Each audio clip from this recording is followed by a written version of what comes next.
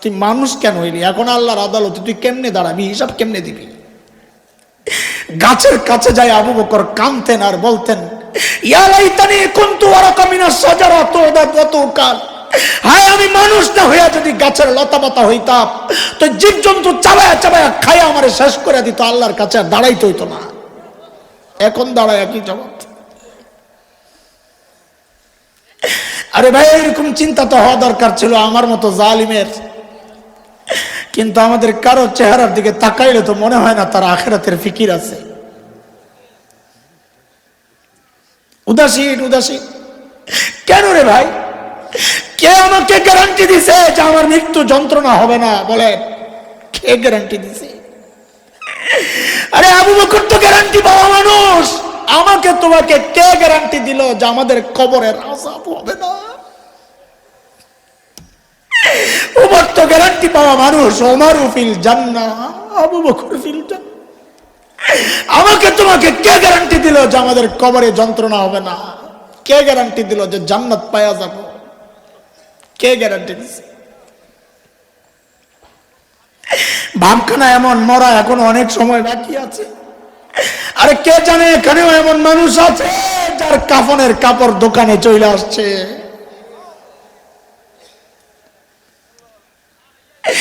এমনও তো হইতে পারে কালকে খবর পেতে পারো বয়ান করে গেছে মাওলানা হাসান জামিল তো দুনিয়ায় না। দাড়ি পাইকা সাদা হয়ে গেছে, গুনাহ ছাড়তে পারি না। চুল পাইকা সাদা হয়ে গেছে, গুনাহ ছাড়তে পারি না। কবে ছাড়বে না? কবে ছাড়বো বলি? অথচ মালিক ডেকে ডেকে বলতেছেন, আলাম ইয়ানিনিল্লাযীনা আমানু আন তাখশা কুলুবুহুম লিযিকরিল্লাহ।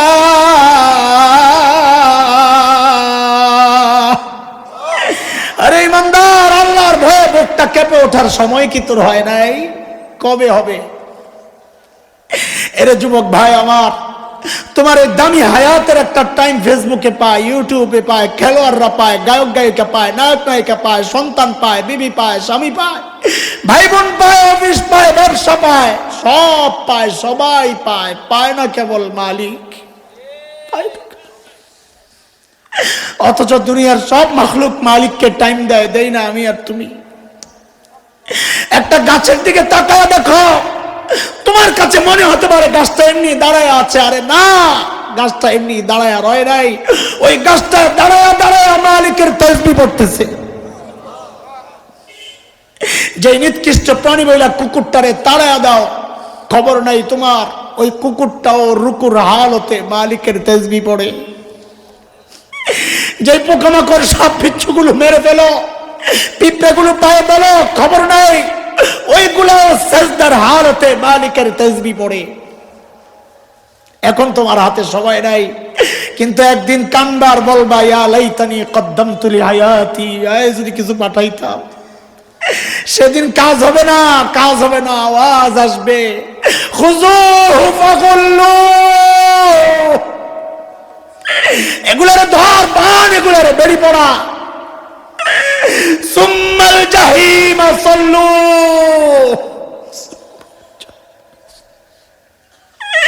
টেনে হেসড়ে নিয়ে জাহান্নামে নিক্ষেপ কর।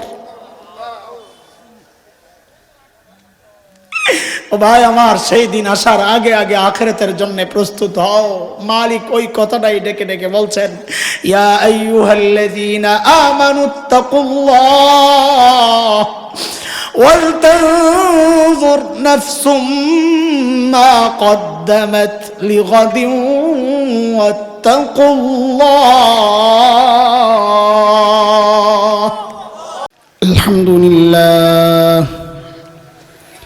الحمد لله وكفى وسلام على عباده الذين اصطفى. أما بعد فأعوذ بالله من الشيطان الرجيم. بسم الله الرحمن الرحيم.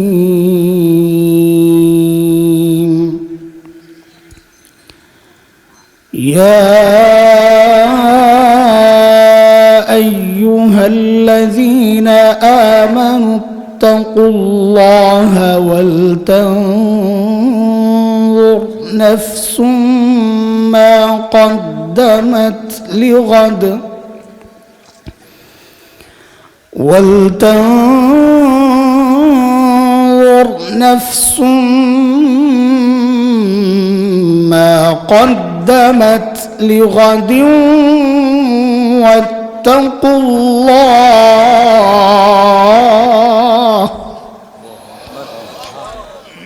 إن الله خبير بما تعملون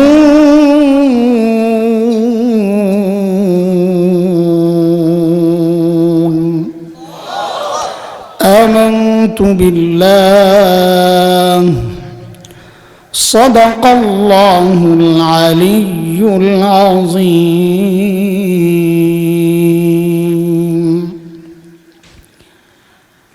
নুরানি তালিমুল কোরআন হাফিজিয়া মাদ্রাসা বরুণ কর্তৃক আয়োজিত আজকের এই মুবারক মাহফিলের সম্মানিত সভাপতি হাজারো আলিমের উস্তাদ আল্লামা বাহাউদ্দিন গাজীপুরি হুজুর দামাত বারাকাতুহুমুল আলিয়া, উপস্থিত প্রধান অতিথি, বিশেষ অতিথিবৃন্দ, সম্মানিত আলোচক, হযরত উলামায়ে ইকরাম, মুরব্বিয়ানে ইজম, দূর দূরান্ত থেকে আগত ইসলাম প্রিয় সুধী সমাজ, প্রিয় ছাত্র ভাইয়েরা, যুবক বন্ধুরা, পর্দার আলের মা ও বোন, আল্লাহ সুবহানাহু ওয়া তাআলার অশেষ মেহেরবানি, করুণা, দয়া, যে মহান মালিক লাখো কোটি মানুষ থেকে বাছাই করে দিন এই মজলিসে আমাকে আপনাকে একত্রিত করেছেন, এটা মালিকের অনেক বড় দয়া আর করুণা। কুরআনুল কারীমের মধ্যে আল্লাহ সুবহানাহু ওয়া তাআলা বলেছেন, দিন বুঝার জন্য আমি যার দিলটা খুলে দেই, দিন শেখা, দিন মানা, দিন জানার মানসিকতা যাকে দান করি, আল্লাহ বলেন ওই বান্দা সারাক্ষণ আমার স্পেশাল নূরের আওতায় থাকে। দুর্ভাগ্য তো তার জন্যে যার দিল শক্ত, যে দিন বুঝতে চায় না, বরং কোনো পোড়া কপাল উল্টা বুঝে। আবার আরেকটু আগবেড়ে কোনো পোড়া কপাল তো এমন আছে, আলেমরা চায় দিন বুঝাইতে আর ওই পোড়া কপাল চায় খেলতে। আলেমরা বলে বুঝো, পোড়া কপাল বলে খেলা হবে আসো। এটা অসুস্থ মানুষের লক্ষণ। বুঝার জিনিস দিয়া খেলা যায় না, খেলার জিনিস আলাদা, বুঝার জিনিস আলাদা। আল্লাহ বলেন এরা স্পষ্ট গুমরাহিতে নিমজ্জিত। সূরা জুমার আয়াত নম্বর 22 রব্বে কারীম বলেছেন, মালিক বলেন, أفمن شرح الله صدره للإسلام فهو على نور من ربه فويل للقاسية قلوبهم من ذكر الله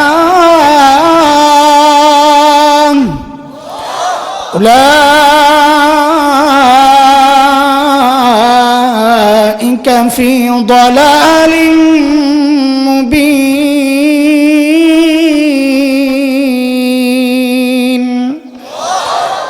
এই আয়াতের মধ্যে রব্বে কারীম এই কথাগুলো বলেছেন। মুহতারাম হাজরিন, যে মহান মালিক এই নিয়ামতে আমাদেরকে ধন্য করলেন, ওই মালিকের শুকরিয়া আদায় করি, জবান খুলে, প্রাণ খুলে কালিমাতুশ শুকর উচ্চারণ করি, আলহামদুলিল্লাহ। আমি সূরা হাশরের ছোট্ট একটা আয়াত তিলাওয়াত করেছি।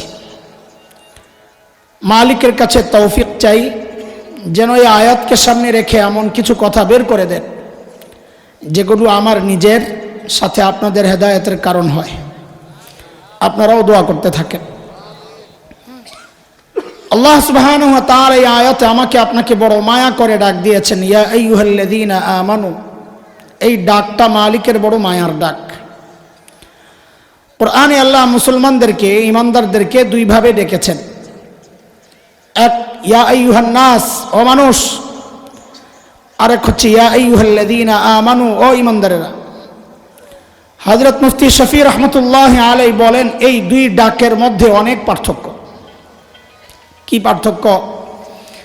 যে আমরা আমাদের সন্তানদেরকে ডাকার ক্ষেত্রেও এই পার্থক্যগুলো করি। আমরা আমাদের সন্তানদেরকে দুই ভাবে ডাকি, কখনো নাম ধরে, এ আব্দুল্লাহ, কথার কথা। তো সন্তান বুঝে বাবা হয়তো রেগে আছেন, মুড সুবিধার মনে হচ্ছে না, ডাকার নমুনা ভালো না। কিন্তু বাবা যখন সন্তানকে, বাবা আর সন্তানের যে সম্পর্ক, ওই সম্পর্ক ধরে যখন ডাক দেন আব্বু, তখন সন্তান বুঝে যে বাবা আমাকে মায়া করে ডাক দিয়েছে। ঠিক আল্লাহ যখন মানুষকে ডাকেন ও মানুষ নাম ধরে, যেন আল্লাহ রেগে আছেন।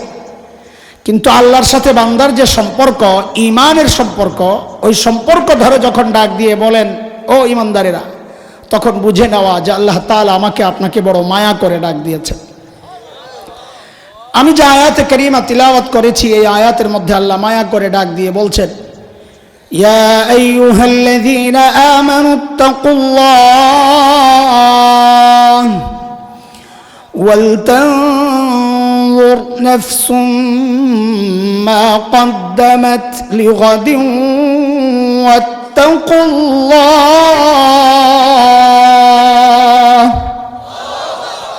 ও ঈমানদারেরা, আল্লাহকে ভয় করো। দুইটা নির্দেশ, এই বিষয়ে আমি কথা বলছি না, আপাতত দ্বিতীয় বিষয়টা নিয়ে কিছু কথা বলার নিয়ত করেছি। আল্লাহ বলেন ওয়াল তানজুর নাফসুম মা কদ্দামাত লিগাদ। প্রত্যেকটা মানুষের উচিত তার আখিরাত নিয়ে চিন্তা করা, যে হায় আমার আখিরাতের জন্য আমার কামাই কি, পুঁজি কি, সম্বল কি, মালিকের সামনে কি পেশ করব আমি। এটা প্রত্যেকের চিন্তা করা উচিত। এমন না এটা শুধু শ্রোতারা চিন্তা করবে বক্তাবাদ, মুরিদরা চিন্তা করবে পীর সাহেববাদ, মুক্তাদিরা চিন্তা করবে ইমামবাদ, না, প্রত্যেকটা মানুষ এটা চিন্তা করবে যে আমি আমার আখিরাতের পুঁজি কি কামাই করেছি, মালিকের সামনে কি পেশ করব। বলে ওই চিন্তা করি বলেই তো এই মজলিসে আসছি, তাই না? আখিরাতের চিন্তাই তো আসছি, নাকি না অন্য কোনো মাকসাদ আছে? কিন্তু দোস্ত, আমাদের আখিরাতের ফিকিরগুলো যথাযথ হচ্ছে কিনা, যথার্থ হচ্ছে কিনা, যতটুকু দরকার, যেমনটা দরকার ঠিক তেমন হচ্ছে কিনা, না ঘাপলা আছে, ঘাটতি আছে, কেমনি বুঝবো? তো আল্লাহ সুবহানাহু ওয়া তাআলা হযরত সাহাবায়ে কেরাম রিদওয়ানুল্লাহি আলাইহিম আজমাইনদেরকে আমাদের নমুনা বানাইছেন, মডেল, যে তুমি তোমার ঈমানকে সাহাবীদের ঈমানের সাথে মিলায়া দেখো। যদি মিলে যায় তো তোমার ঈমান ঠিক আছে, আর যদি না মিলে ঈমানের ঝামেলা আছে, ঠিক করে নাও। কার কথা? মালিক বলেন فَإِنْ آمَنُوا بِمِثْلِ مَا آمَنْتُمْ بِهِ فَقَدِ اهْتَدَوْا وَإِنْ تَوَلَّوْا فَإِنَّمَا هُمْ فِي شِقَاقٍ।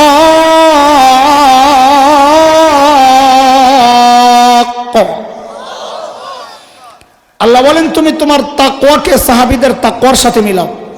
বলে কেন মিলাবো? তো মালিক বলেন কারণ সাহাবীদের তাকওয়ার পরীক্ষা আমি নিয়েছি, ওই পরীক্ষায় তারা পাস। তোমারটা যদি মিলে তো তুমিও পাস। কার কথা? আল্লাহ বলছেন উলাইকাল্লাযীনা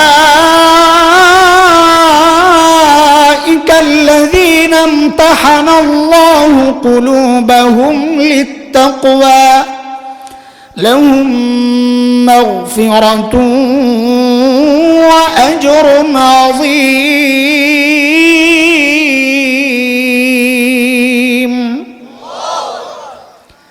সূরা তাওবার মধ্যে আল্লাহ তাআলা আরো স্পষ্ট করে বলেছেন, একদম ক্লিয়ার। মালিক বলেন والسابقون الأولون من المهاجرين والأنصار والذين اتبعوهم بإحسان رضي الله عنهم ورضوا عنه وأعد لهم جنات تجري تحتها الأنهار خالدين فيها أبدا ذلك الفوز العظيم।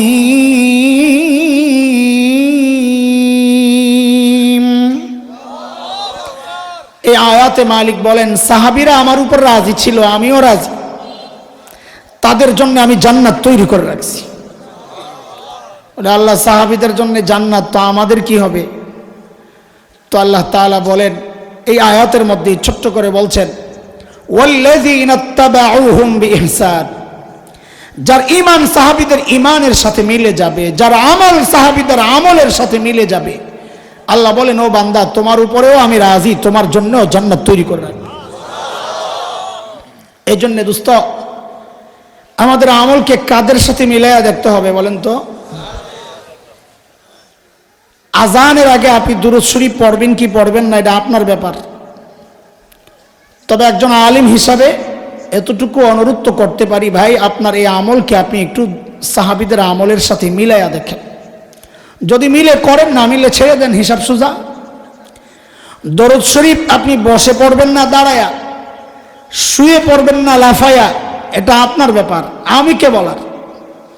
আলিম হিসাবে পায়ে ধইরা এতটুকু অনুরোধ করতে পারি, ভাই তোমার এই আমলকে সাহাবীদের আমলের সাথে মিলাইয়া দেখো।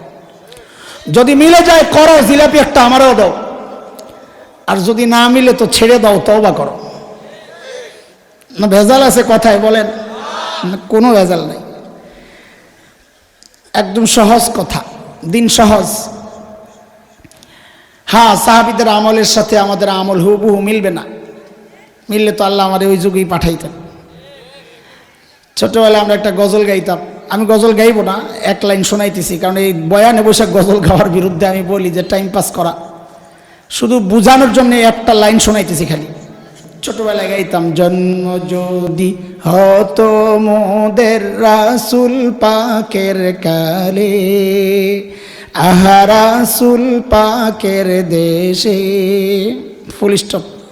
তো ওস্তাদরা আটকায় দিত, না এটা কেমন গজল গাও? হ্যাঁ, জন্ম যদি হতো মোদের রসুল পাকের কালে, কোন যোগে তোমার জন্ম হইলে তোমার জন্য ভালো মিয়া, তুমি বুঝো না আল্লাহ বুঝো।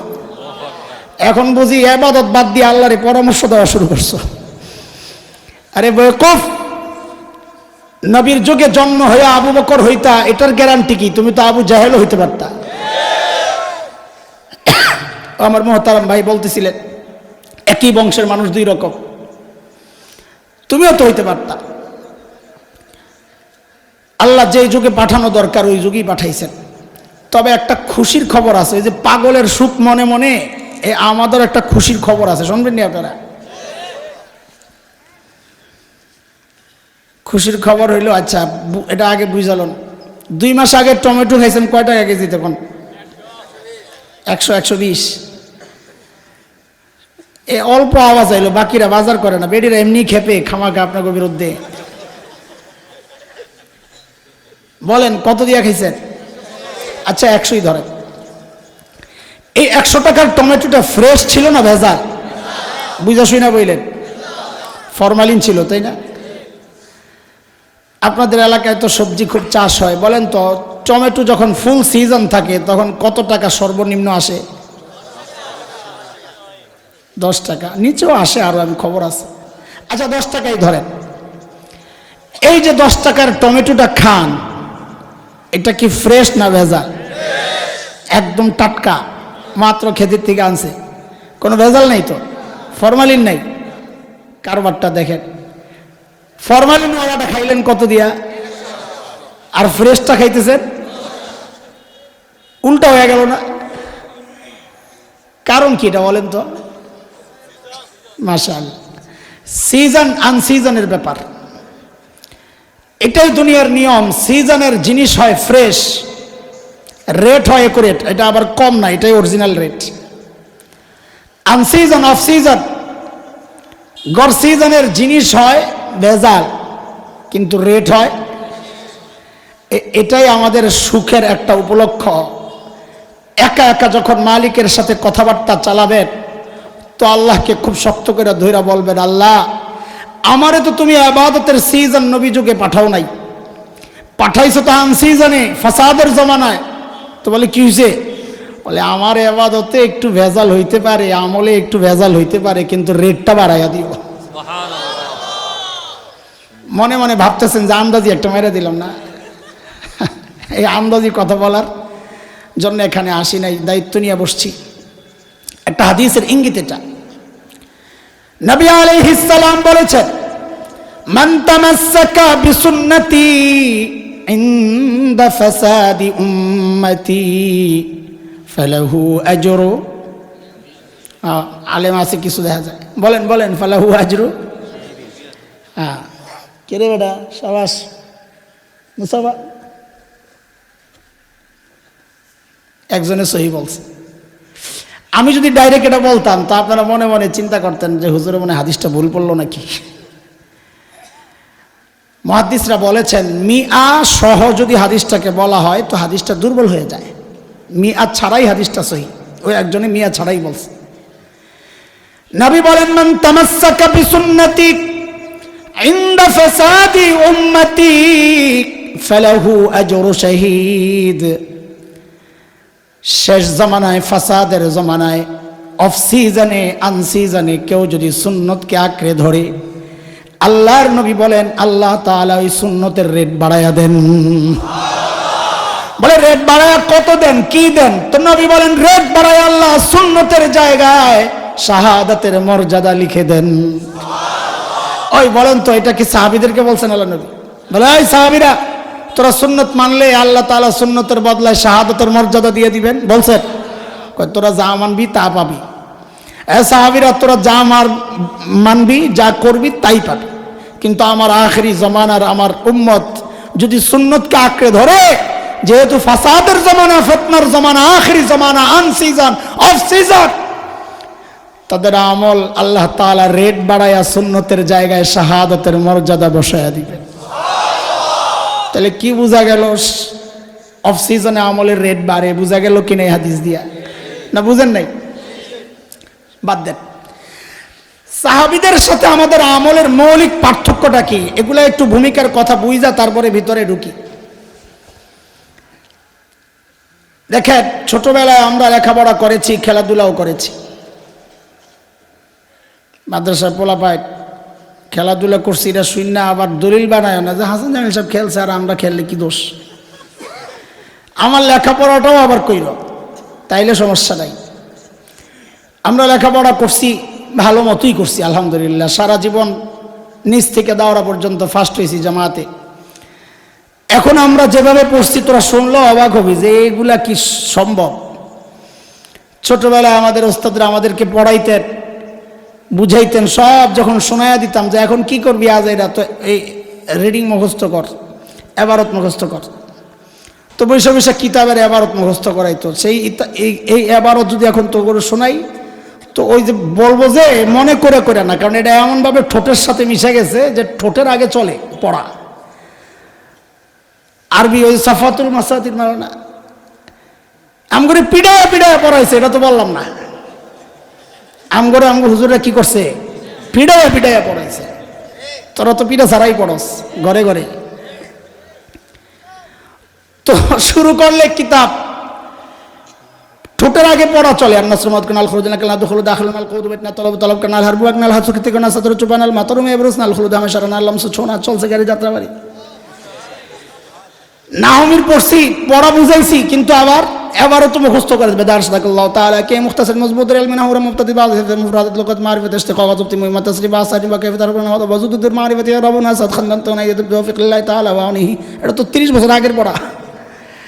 এই আরবি সাহিত্যের মধ্যে সবচেয়ে কঠিন কিতাব কোনটা রে?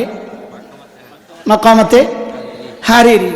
পড়া শোনাইছি, অর্থ শোনাইছি, তাহকিক শোনাইছি, অনার কাম কি? কত বয়ে বয়ে আবারত মুখস্থ কর। মাকামাতে হারিরি আবারত মুখস্থ করে, এটা কি জানতেন কথা? আমি তো মাকামাত দিয়ে তারাবি পড়াইলে তোরা কেউ টের পাবি না আমি কি কোরআন শরীফ থেকে পড়তাছি না মাকামাত থেকে পড়তাছি। على أني وإن أغمضني الفطن المتغابي ونضحني المحب المحابي لا أكاد أخلص من غمر جاهل أو ذي غمر متجاهل يضع عني لهذا المضيع يندد بأنه من مناهي الشرع ومن نقد الأشياء بعين المعقول وأنعم النظم في مباني الأصول نظم هذه المقامات في سلك الإفادات وسلكها مسلك الموضوعات عن العجمابات والجمادات صلصقاري ذات رواري. এই জন্য বলি খেলবি এই দলিল দিস, কিন্তু আগে আমাকে পড়াটা দিয়া তুই ডবল খেলিস, কোনো অসুবিধা নেই। তা আমরা লেখাপড়াও করছি, পড়াশোনা করছি, খেলাধুলাও করছি। ঢাকার ছেলে, চঞ্চল ছিলাম, খেলছি, ওস্তাদরা বল খেল, সমস্যা তো নাই, পড়া তো সব দিতেছি। এখনকার বাচ্চারাও লেখাপড়া করে, খেলাধুলাও করে, তা আমাদের সাথে পার্থক্য কোন জায়গায়? পার্থক্য হচ্ছে আমরা খেলাধুলার ফাঁকে ফাঁকে, লেখাপড়ার ফাঁকে ফাঁকে খেলাধুলা করছি, আর এখনকার বাচ্চারা খেলাধুলার ফাঁকে ফাঁকে লেখাপড়া করে। ঠিক সাহাবায়ে কেরামের সাথে আমাদের পার্থক্যের জায়গাটা এটা। সাহাবায়ে কেরাম আখিরাতের কাজ করেছেন, দুনিয়ার কাজও করেছেন, কৃষি কাজ করেছেন, বকরি চড়িয়েছেন, ব্যবসা করেছেন। আমরা যারা নিজেদেরকে দিনদার ভাবি, আমরা দুনিয়ার কাজও করি, আখিরাতের কাজও করি। পার্থক্য কোন জায়গায় তাইলে? সাহাবায়ে কেরাম আখিরাতের কাজ করতেন, ফাঁকে ফাঁকে দুনিয়ার কাজ করতেন, আর আমরা দুনিয়ার কাজ করি, ফাঁকে ফাঁকে আখিরাতের কাজ করি। ওই আখিরাতের কাজের মধ্যে দুনিয়ার ধান্দা থাকে। এই গ্যাপটাকে যতটা কমানো যায়, দুনিয়ায় সাহাবীদের যত কাছাকাছি আসতে পারবো, হাসরেও সাহাবীদের তত কাছাকাছি উঠতে পারবো ইনশাআল্লাহ। এটাই হলো বয়ানের কথা। আখিরাতের প্রস্তুতি তো নিব কাদের নমুনায়? সাহাবায়ে কেরামের নমুনায়। তাহলে আল্লাহ কবুল করবেন, আল্লাহর ওয়াদা। চলেন সাহাবীরা আখিরাতের ফিকির কিভাবে করেছে, প্রস্তুতি কিভাবে নিয়েছে একটু দেখে আসি। তো দেখলে নিজের প্রস্তুতির একটা ধরন, একটা রোড আমরা পেয়ে যাব যে এইভাবেই চলতে হবে। সাইয়েদনা আবু বকর সিদ্দিক রাদিয়াল্লাহু আনহু যখন খলিফা, তো ওনার রাষ্ট্র পরিচালনার একটা সিস্টেম ছিল। দরবারে বিধবা অসহায় নারীদের লিস্ট থাকতো। কেন? স্বেচ্ছায় যদি কেউ খিদমত করতে চায়, ওই লিস্টের নাম ধরে চলে যেত। এটা অনেক সওয়াবের কাজ। নবী আলাইহিস সালাম বলেছেন, যে ব্যক্তি ইয়েতিম আর বিধবার দায়িত্ব নিবে, ওই ব্যক্তি আর আমি জান্নাতে পাশাপাশি থাকব। এটা তো এই সমাজের জন্য বড় দুর্ভাগ্যের কথা, যে এই সমাজের বহু দুর্ভাগা আছে, অন্য বিধবা নারীর দায়িত্ব নিবে থাক দূরের কথা, পোড়া কপাল নিজের বিধবা মায়ের খবর লয় না। কত বড় দুর্ভাগা। একদিন সাইয়েদনা ওমর ইবনুল খাত্তাব রাদিয়াল্লাহু আনহু আসছেন দরবারে। উদ্দেশ্য কোনো এক নারীর ঠিকানা নিয়ে চলে যাবে খিদমতে। চিন্তা করা যায়, ওমর এত বড় মানুষ আসছে, বুড়ির কাম করবে। আর তখনকার কাজ কি ছিল? মোবাইলে ব্যালেন্স দেওয়া। তখনকার কাজ ছিল দূরের কূপ থেকে পানি আইনা দেওয়া। এটা হলো মূল কাজ। ঘর দুয়ার একটু ঝাড়ু দিয়ে দেওয়া, থালাবাটি থাকলে ধুয়ে দেওয়া, এই কাজ। সাইয়েদনা ওমর আসছেন বুড়ির কাজ করার জন্য। দেন মা, আপনার কি কাজ লাগবে, এই চিন্তায়। তো এক ঠিকানা নিয়ে পরদিন সকালে চলে গেছেন বুড়ির বাড়িতে। কোথায় কোথায় কোথায় বলেন না? কখন কখন বলেন? আমি প্রশ্ন কেন করতেছি? কোনো গুরুত্বপূর্ণ কথা বলার আগে প্রশ্ন করে নেওয়া, এটা কোরআনের সিস্টেম। আল্লাহ তাআলা নবীকে কারিয়া সম্পর্কে জানাবেন, তো কি বললেন? আল কারিয়া, মাল কারিয়া, ওয়া মা আদরাকা মাল কারিয়া। প্রথমে কারিয়া বললেন, নবী কান খাড়া করলেন। কারিয়া কি? নবী আরেকটু কান খাড়া করলেন। ওয়া মা আদরাকা মাল কারিয়া, চিনেননি কারিয়া? পুরোপুরি মনোযোগ। আপনি কর না, ডাইরেক্ট কয়ে দিলে তো হয়, এত প্রশ্নের দরকার কি? প্রশ্ন করার মাকসাদ হচ্ছে পুরাপুরিভাবে মনোযোগ আকর্ষণ করা, যে গুরুত্বপূর্ণ বিষয় মনোযোগ দিয়ে শোনেন। তো বলেন, হযরত ওমর বুড়ির বাড়িতে কখন গেছেন? কেন? সাহাবায়ে কেরাম দিনের কাজ শুরু করতেন সকাল সকাল। কারণ নবী আলাইহিস সালাম যারা সকালে কাজ করেন তাদের জন্য বরকতের দোয়া করেছেন। জগৎ বিখ্যাত আলিম শেখ ইবনুল কাইয়িম রহমতুল্লাহি আলাইহি জাদুল মাআদে আসছে, লিখেন, যে ব্যক্তি সকালে ঘুমাবে তার ঘর থেকে জিন্দেগিতে অভাব দূর হবে না। কারণ আল্লাহ সকালে রিজিক বন্টন করেন। তো তুমি ঘুমায়া থাকবা আর বিকালে আইবা হুজুরের কাছে তাবিজের জন্য, হুজুর দোকানে জন্য বেচা কিনা ভালো, একটা তাবিজ দেন, কাজ হবে না। সকালে ফজর পইরাই কাম শুরু করো, তাবিজ লাগবে না ইনশাআল্লাহ। নবী বদদোয়া দোয়া করেছেন বরকতের, তাবিজ তো নবী দিয়ে গেছেন। পরদিন সকাল সাইয়েদনা ওমর ইবনুল খাত্তাব বুড়ির দরজা নক করে বলে, মালিক, আপনার ঘরের কাজগুলো করার জন্য আমি ওমর ইবনুল খাত্তাব হাজির। বুড়ি ভেতর থেকে জবাব দেন, বাবারে, প্রতিদিন যে আল্লাহর বান্দা আমার ঘরের কাজগুলো করেন, তিনি ইতিমধ্যেই কাজ করে চলে গেছেন। কখন করছেন? ফজরের আগে। হযরত ওমর চিন্তা করলেন তাহলে আমাকে আরো আগে আসা লাগবে।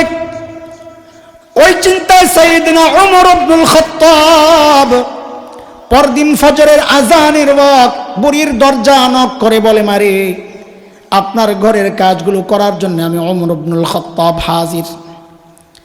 আজকেও বুড়ি জবাব দিচ্ছেন, বাবারে প্রতিদিন যে আল্লাহর বান্দা আমার ঘরের কাজগুলো করেন ইতিমধ্যেই কাজ করে চলে গেছেন।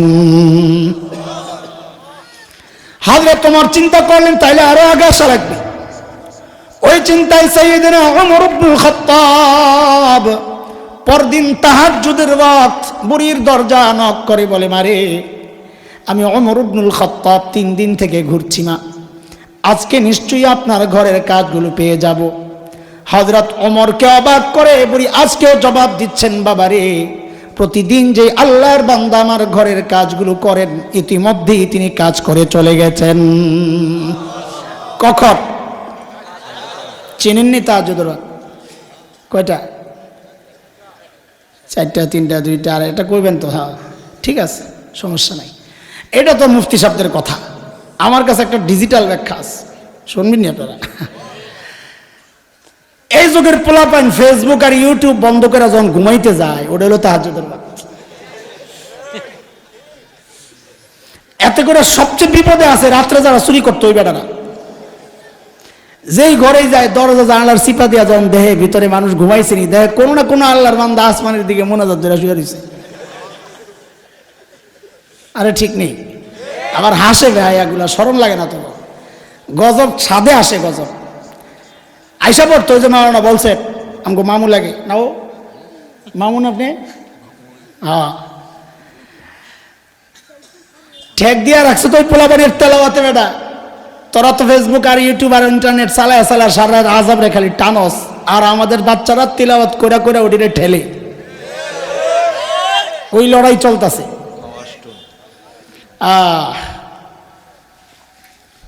এইবার হযরত ওমরের টনক নড়ছে, কিরে ভাই এত রাতে কে কাজ করে?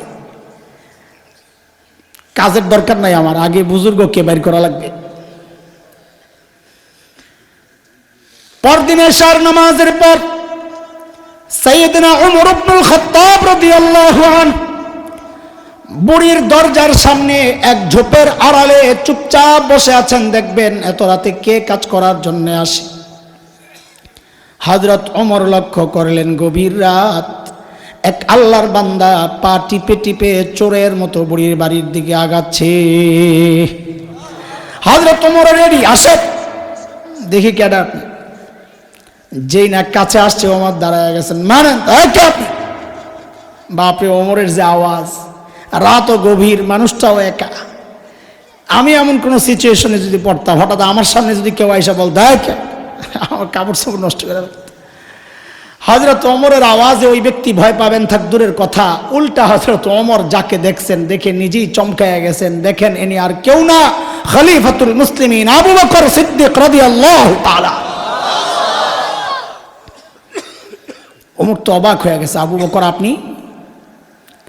পায়ের দিকে তাকায় দেখে জুতা নাই। ওমর আবু বকরকে বড় ভালোবাসতেন, এমনি লাইগা থাকতেন, বেশি করতে পারে ওই লাগা। ধরছেন দোস্ত জুতা কই সুফি সাহেব, কাটা লাগে, পাথরের টুকরা ঢুকে জুতা ছাড়াইছেন কেন? আহা, ইসলামী শাসন ব্যবস্থার সৌন্দর্য এগুলা। বোকারা মারো, খালি সিল মারো ভাই সিল মারো, ঠকতে থাকো ঠকতে থাকো। সাইয়েদনা আবু বকর জবাব দেন, ওমর জুতা পরলে আওয়াজ হয়, আহারে যদি মানুষের ঘুম ভেঙে যায়। রাষ্ট্রপ্রধান রাতে খালি পায়ে হাঁটেন যেন জনগণের ঘুম নষ্ট না হয়। অথচ আফসোস, কোন দুনিয়ায় বসবাস করি, ঘুম তো দূরের কথা, জানেরই তো নিরাপত্তা নাই। তোমার ওই ঠিকেরও তো নিরাপত্তা নাই। বহু জায়গায় আছে কে ঠিক করলে ওটাও তাকায় থাকে, হুজুর যায় লোক তোর একটা বানানি দেবো, তুই কোন জায়গায় নিরাপত্তা সমস্যা তোর? গাদা ওটাও বুঝে না, এই যে হ্যাঁ থ্রেট দিতেছে এটাই যে একটা সমস্যা, এটাও বুঝে না। জালিম জালিম, আরে হলো জালিমে মুরাক্কাব। সুবহানাল্লাহ। এইবার হযরত ওমর ধরছেন, আবু বকর আপনি কেন আসছেন বলেন?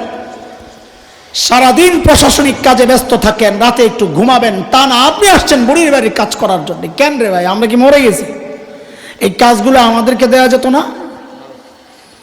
সাইয়েদনা আবু বকর কি জবাব দিলেন ভাই? জবাবটা এই জবাবটাই আমার বয়ান, জবাবটাই বয়ান, কিন্তু জবাবটা এখনই শোনাচ্ছি না। কেন? কারণ জবাবটার ওজন কত এটা বুঝতে হলে আগে আবু বকরের ওজনটা একটু বোঝা লাগবে। কারণ ব্যক্তির ওজনের উপর কথার ওজন ওঠানামা করে। ধরেন আপনাদের বাজারে এক ভিক্ষুকের সাথে আপনার সাক্ষাৎ, আপনাকে দেখেই বলল এই কালকে একটু দেখা করো, তোমারে খুশি করে দেব। তা আপনি মনে মনে হাসবেন, নিজে ভিক্ষা করে খায় আবার আমারে বলে খুশি করবে। কিন্তু যদি এলাকার এমপি সাহেব আপনাকে বলেন এই কালকে একটু দেখা করো, তোমারে খুশি করে দেবো, তখনও কি মনে মনে হাসবেন না আশাবাদী হবেন?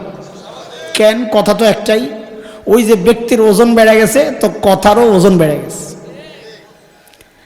সাইয়েদনা আবু বকর কি জবাব দিলেন জবাবটা পরে শুনবো, কারণ এটার ওজন কত এটা বুঝতে হলে আগে আবু বকরের ওজন বোঝা লাগবে। আবু বকর কত বড় মানুষ। শুধু আবু বকরের ফজিলত আর মর্যাদা শোনাইতে গেলে তো রাত দিন 24 ঘন্টা শেষ হবে। আমি 1-2টা শোনাই আমার মূল কথায় যাব ইনশাআল্লাহ। একদিন হযরত ওমর আসছেন আবু বকরের কাছে, এসে বলেন কি দোস্ত আপনার সাথে একটা লেনদেন করতে চাই। কি বলেন? বলেন। তো হযরত আবু বকর বলেন দোস্ত কি লেনদেন করবেন আপনি? বলে দোস্ত ওমর বলতেছেন আমার সারা জিন্দেগির যত আমল আছে সব আমল আপনারে দিয়ে দিতে চাই, লন। আবু বকর পড়ছেন ভালো চিন্তায়, কিরে ওমর এত ভালো মানুষ, সারা জিন্দেগি উনি আমার সাথে আমল নিয়ে করলো প্রতিযোগিতা, আর এখন বলে সব আমল আমারে দিয়ে দিবে না। আরে এনে কোনো গাপলাস। সাইয়েদনা আবু বকর মানুষ সরল সোজা, কিন্তু বোকা তো না। সরল সোজা কিন্তু কি না, বোকা না, বেকল না। এই যে হযরত উলামায়ে কেরামরা বসে থাকেন, আমাদের বাহাউদ্দিন সাহেব হুজুর দেখছেন না, দেখলে চেহারাটা মনে হয় দুনিয়ার কিচ্ছু বুঝে না। কোন কোন পাবলিক এটাই মনে করে যে হুজুররা দুনিয়ার কিচ্ছু বুঝে না। আরে বোকা, যার সিনার মধ্যে কোরআনের ইলম হাদিসের ইলম, তার চেয়ে চালাক জগতে আর কে আছে রে বোকা? বোকা তো তুই, যে আসমানি ইলম পাস নাই। যে আসমানি ইলম না পায় সে হলো সবচেয়ে বড় বোকা জমিনের। নিজেরা যে কি মনে করে আল্লাহ, আমরা চুপচাপ থাকি দেখি আমাদের কিচ্ছু বুঝে না।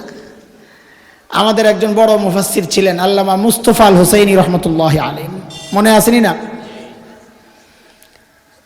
হযরতরে দেখলে তো মনে হয়তো দুনিয়ার কিছু জানে না। আরে না জানি কোন জায়গায় ভারপ্রাপ্ত মুয়াজ্জিন।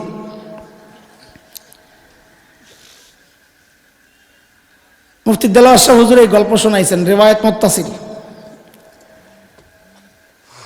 হযরত রাত্রে মাহফিল শেষে যাওয়ার সময় হাইওয়ের পাশে কোনো এক রেস্টুরেন্টে বসছেন খাইতে। তো খাওয়া শেষে লাস্টে চেটে চুটে সুন্নত তরিকায় চেটে চুটে খাচ্ছেন। একটা হাড্ডি ছিল, ওই হাড্ডিটারে খুব মজা করে চাবাইতেছে। পাশের টেবিলে এক ভদ্রলোক বসে বসে চা খায়। কি খায়? দুনিয়ায় এমন বহু মানুষ আছে যারা দাড়িওয়ালা টুপিওয়ালা দেখলেই চুলকানি শুরু হয়। এটা শুধু কাপাসিয়াতে নাই, আর সব জায়গায় আছে। ওই বেটাও ওই ক্যাটাগরির, মৌলবি দেখতে পারে না। যেই না দেখছে হুজুর হাড্ডি চাবাইতেছে, এ চা খায় আর চিন্তা করছে এই সুযোগটা কাজে লাগানো দরকার, হুজুরে যাই একটু সাইজ করে আই। চায়ের কাপটা হাতে নিয়ে আই হুজুরের টেবিলের সামনে দাঁড়ায় বলে এক্সকিউজ মি। হুজুর ইয়েস বলে। হুজুর তো হাড্ডি চাবাইতেছে। হুজুর একটা কথা জিজ্ঞেস করতে চাই। বলে করেন। বলে আচ্ছা হুজুর আপনাদের এলাকায় কুকুরে কি খায়? ওই যে হুজুর যে হাড্ডি চাবাইতেছে অসভ্য, হুজুরে কি বানায় দেখছে। এ মনে করছে হুজুরে এই কথা জিজ্ঞেস করলে হুজুর দুঃখে কষ্টে চোখের পানি নাকের পানি একাকার কইরা কাঁদতে কাঁদতে বেহুশ হয়ে যায়।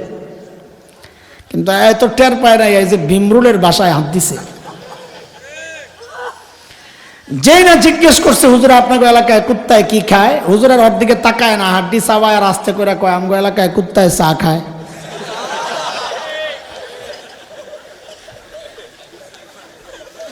এখন কার কান্দা কে কান্দে কও? চায়ের কাপ তলে মাথাটা নিচে দিয়া সোজা।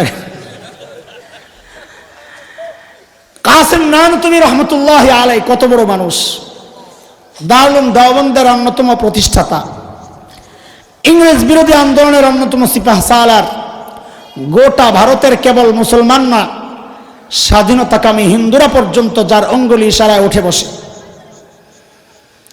দেওবন্দ মাদ্রাসার লাগোয়া একটা ছোট্ট মসজিদ, ছাত্তা মসজিদ, হযরত ওই মসজিদে থাকতেন।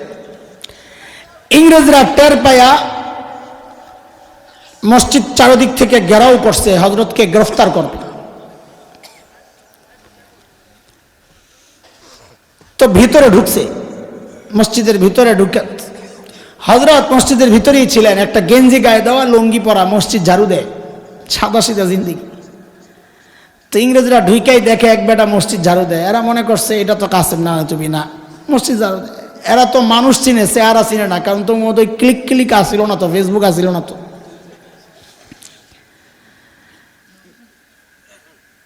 তো যাই মনে করছে এটা মসজিদের খাদেম, কারণ এদের ধারণা ছিল এত বড় নেতা, পেটটা তো কমপক্ষে আমগো দেওয়ান বাকি হুজুরের মতো হওয়া দরকার।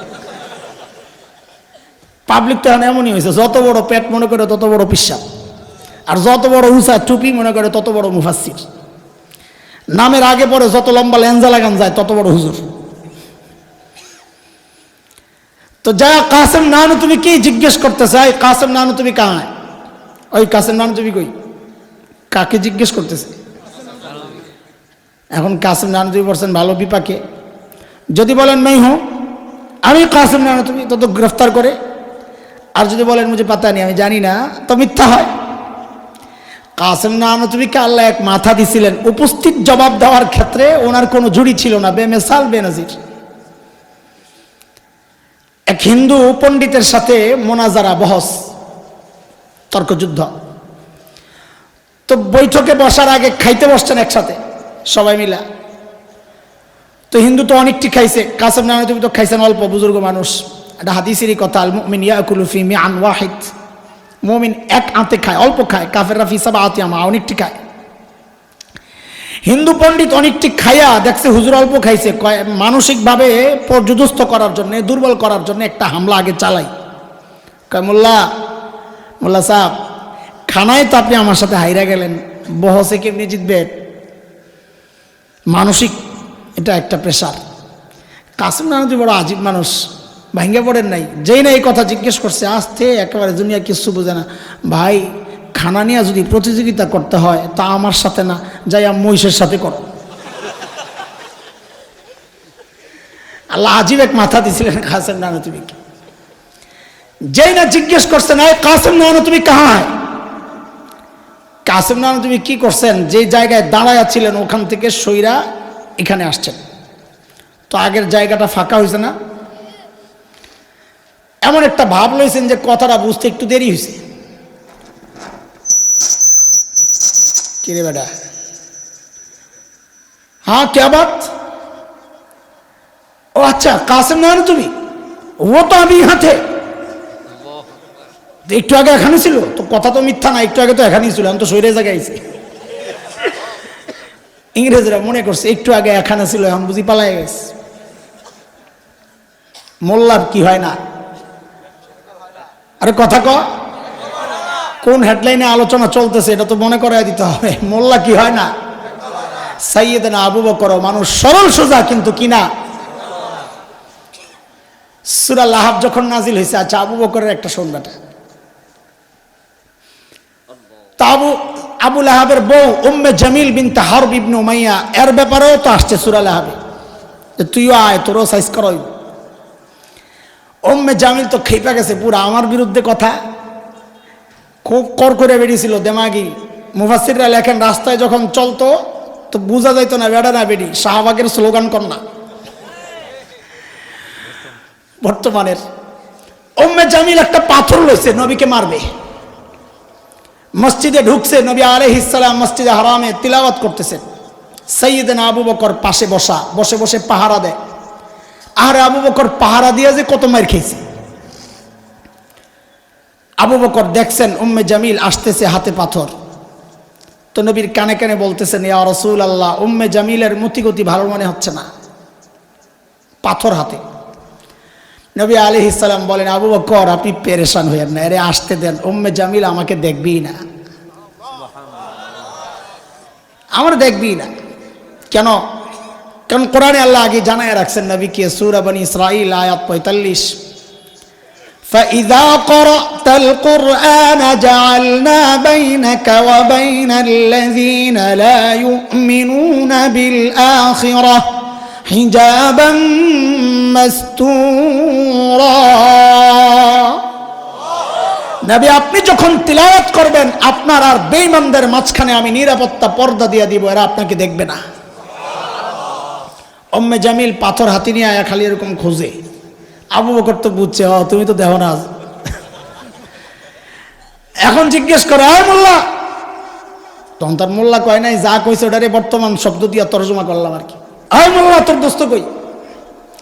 এখন উম্মে জামিল এই কথা জিজ্ঞেস করার পর আবু বকর যদি বলেন লা আদরি, আমি জানি না, তো সিদ্দিক কাটা যায়, আবু বকর মিথ্যাবাদী। আর যদি বলেন এই যে নবী, এই যে, উম্মে জামিল কইব কই যে, হ্যাঁ তো দেয় না। আবু বকর কইব এই যে, কইব কই যে, খামাখা আবু বকর বেচারা মাইর খেয়ে, তুই আমার লাগে মিথলামি করস বেটা। সাইয়েদনা আবু বকর কি চালাক মানুষ, যেই না উম্মে জামিল জিজ্ঞেস করছে, আই তোমার নবী কই, তো হযরত আবু বকর জবাব দেন, খুঁজা দেহ। কি এমন ভাবে বলছেন মনে হয় যেন আমি জানি না, তুমি খুঁজা দেহ না কই আছে, আমি কি জানি। আস্তে করে কি বলে, খুঁজা দেহ। হিজরতের সময় রাস্তায় নবী আর আবু বকর চলছে, কাফেররা খুঁজতেছে, ধরলি তো 100 পুরস্কার। খবর ছড়ায় গেছে বহুদূর পর্যন্ত। বহুদূরে এক জায়গায় নবী আর আবু বকর ধরা পড়ছেন এক কাফেলার হাতে। কিন্তু ধরা পড়লে কি হবে, ওই যে ক্লিক ক্লিক ছিল না, আবু বকরের চেহারাও চিনে না, নবীরও চিনে না, শুধু জানে মক্কার থেকে 2 জন আসবে, রাস্তাও এক, মানুষও 2 জন, সন্দেহ হয়েছে। সামনে আবু বকর, নবী পেছনে।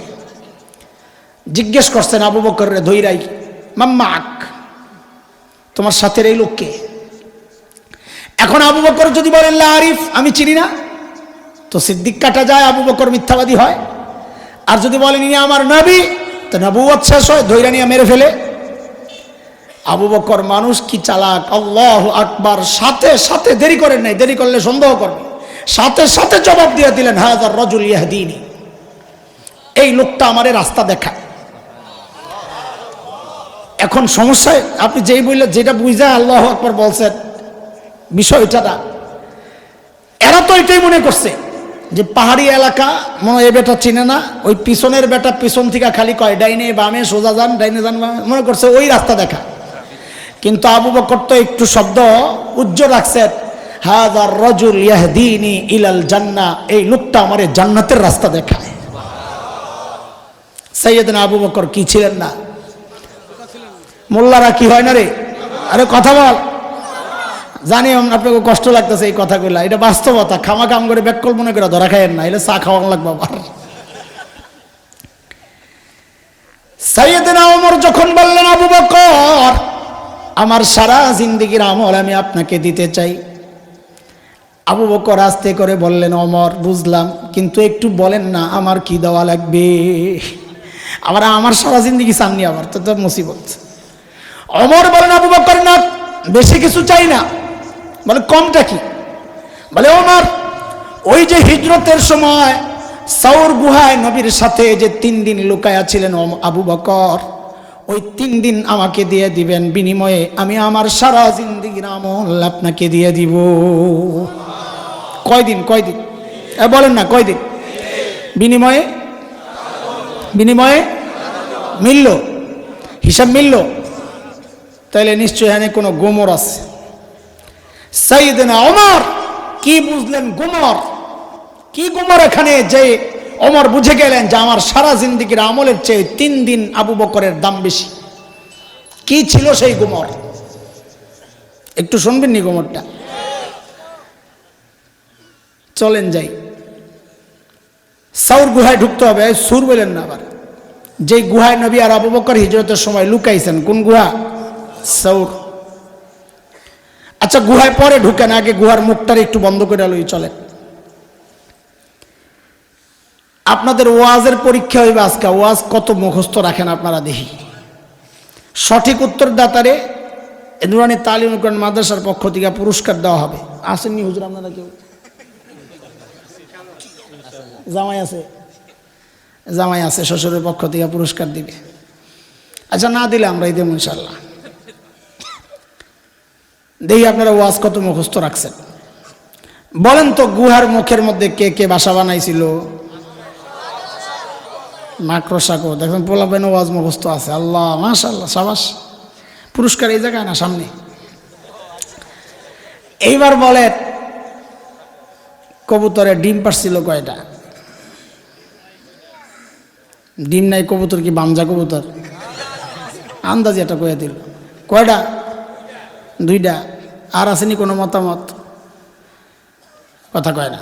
আরে মতামত থাকলে কর, নাইলে 2টা যে কইছে আরে পুরস্কার দিয়ে দিই। একটা ডিম পারছিল। এই তো ভালো জাতের কবুতর না। দূর থেকে কোনো আশেকে রসুল মনে মনে চিন্তা করবে, দেওবন্দি ওয়াহাবি মৌলবী নবীর সাথে সংশ্লিষ্ট একটা গল্প নিয়ে তামাশা করতেছে। মোল্লা, নবীর শত্রু এরা। হ্যাঁ ভাই, আমি আসলেই তামাশা করতেছি। কেন? কারণ মুহাদ্দিসরা বলেছেন কবুতরের গল্পটা পুরাই জাল, বানোয়াট, মিথ্যা কথা। কবুতরই নাই, আমরা বৈশা বৈশা ডিম গনি কন্দদিহি কারবার। এই দোষ আপনাদের নাই, দোষ আমাদের। এই গল্প তো আমরাই শোনাইছি আপনাদেরকে। বাদ দেন। এইভাবে ঘুরায় পেঁচায় কেন বললাম? যেন বসে আপনার মাথায়, জিন্দিগিতে যেন এই গল্প নিজেও না বলেন, কেউ বললেও যেন বাধা দেয়। এটা মিথ্যা কথাই। মাকড়সার জালের ব্যাপারটাও কোনো কোনো মুহাদ্দিস বলেছেন বানোয়াট, কিন্তু অনেক মুহাদ্দিস বলেছেন বানোয়াট না, তবে দুর্বল। ওই দুর্বল বর্ণনা হিসাবে আমি কিছু কথা বলতে চাই। হয়তো আপনি প্রশ্ন করবেন, দুর্বল বর্ণনার উপর ভিত্তি করে কথা কেন বলবেন? কারণ যে মুহাদ্দিসরা এটাকে দুর্বল বলেছেন, ওই মুহাদ্দিসরাই মতামত দিয়েছেন ঘটনা বর্ণনার ক্ষেত্রে, কারো মর্যাদা বর্ণনার ক্ষেত্রে দুর্বল বর্ণনাকে ব্যবহার করা যায়। এই হিসাবে বলতেছি। এইবার আমাকে আপনারা একটু জবাব দেন। গুহার ভেতরে নবী আর আবু বকর। আচ্ছা, আল্লাহ তাআলা যদি চাইতেন গুহার মুখটাকে পাথর দিয়া সুন্দর করে প্যাকেট করে গুহার ভেতরটাকে জান্নাতের টুকরা বানাইতে পারতেন কি পারতেন না? আল্লাহ তা করেছেন না? করে মাকড়সার জাল দিয়া নিরাপত্তা দিলেন। কেন? মাকড়সার জাল অনেক শক্তিশালী যে কাফেররা এটা ছিদ্র করে ঢুকতে পারবে না। এমন না? দুর্বল। কত দুর্বল? মাকড়সা নিয়ে আজ কোরআনে একটা সূরা আছে মাকড়সার নামের, সূরা আনকাবুত। ওই সূরায় মাকড়সার জাল সম্পর্কে আল্লাহ কি বলেছেন? ওয়া ইন্না আওহানাল বুয়ুতি লাবাইতুল আনকাবুত।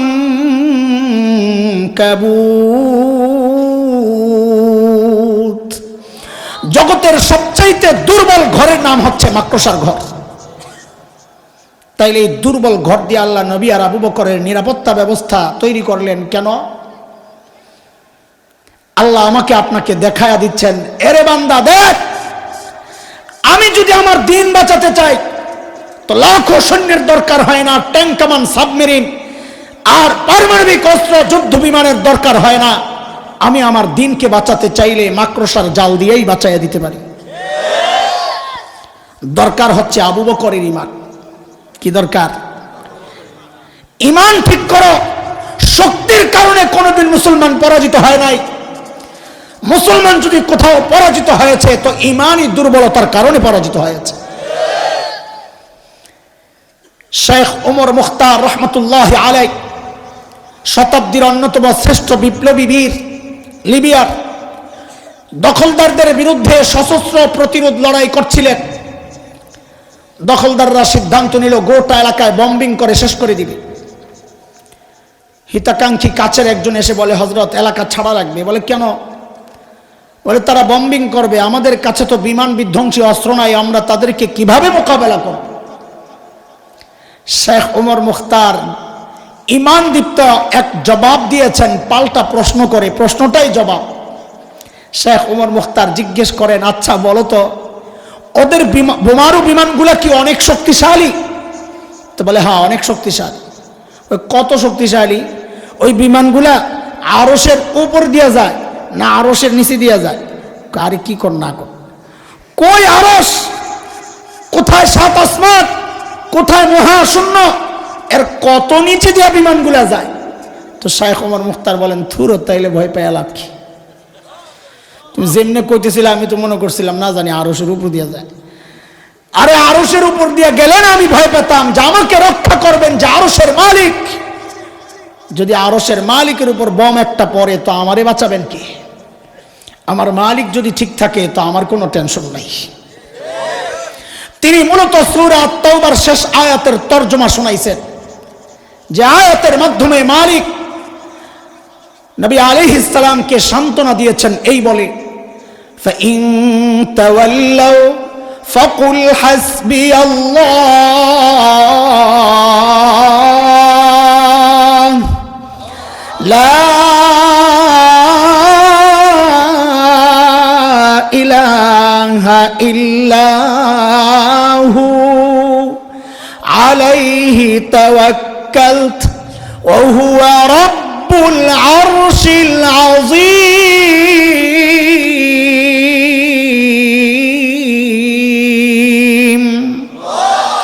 নবী আমার জগৎবাসীকে আপনি জানায়া দেন, তোমরা যদি আমাকে অসহযোগিতা করো শুনে নাও, তোমাদের সহযোগিতার দরকার নাই, আমার জন্য আমার আল্লাহই যথেষ্ট।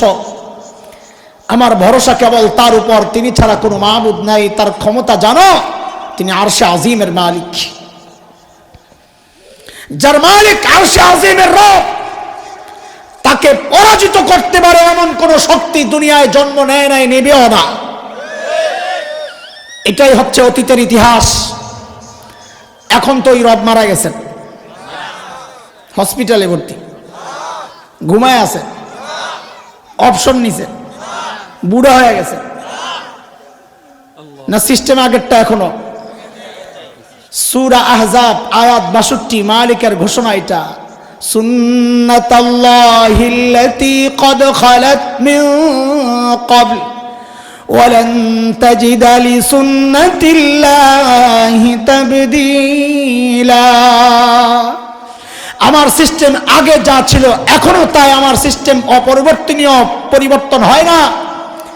আগের সিস্টেম হচ্ছে, নমরুদের মালিক ছিল না, নমরুদ ধ্বংস হয়েছে। ফেরাউনের মালিক ছিল না, ফেরাউন ধ্বংস হয়েছে। মূসা আলাইহিস সালামের মালিক ছিল, মূসা আলাইহিস সালাম জিতে গেছেন। ইব্রাহিম আলাইহিস সালামের মালিক ছিল, ইব্রাহিমও জিতে গেছেন। বিলাল হাবশীদের মালিক ছিল, বিলাল হাবশীরাও জিতে গেছেন। এখনো সিস্টেম ওইটাই। কাজেই যারা আমাদের হাত ভাঙতে চাও, ঘাড় মটকাতে চাও, রক্ত চক্ষু দেখাও, কাদের ইশারায়, কাদের শক্তিতে এখানে তোমরা লাফাও, আমরা জানি। তোমার দাদার বাবুরাও মাঝে মধ্যে আমাদেরকে হুমকি দেয় এই দেশ দখল করার, মানচিত্র ভূখণ্ড দখল করার। শুনে নাও কুলাঙ্গার, আমাদের মালিক আরশে আজিমের রব, ওই মালিকের উপর ভরসা রেখে একটা কথা বলতে চাই। আরে আমার দেশ দখল করবি থাক দূরের কথা, আমরা ইমানদাররা তো স্বপ্ন দেখি দিল্লির লাল কেল্লায় আবারও কালিমার পতাকা পথ পথ করে উঠবে, পথ পথ করে উঠবে ইনশাআল্লাহ।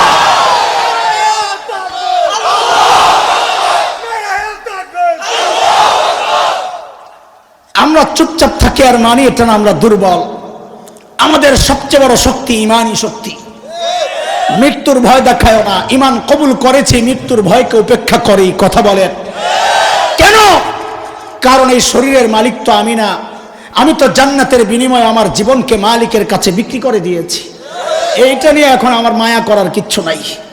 কাজে ওই ধমকি হুমকি দিয়ে লাভ নাই। শুনে নাও আখেরি পয়গাম এটা আমাদের, খামাখা মাঝে মধ্যে উস্কানি দিয়ে লাভ নাই। আখেরি পয়গাম, এই শরীর থেকে, দেহ থেকে এই মাথা বিচ্ছিন্ন হবে, হতে পারে বিবি বিধবা হতে পারে, সন্তান এতিম হতে পারে, কিন্তু এই সিনা থেকে কোরআনকে সরাতে পারবা না, কোরআনকে সরাতে পারবা না। নারায়ে তাকবীর, অ্যাকশন অ্যাকশন।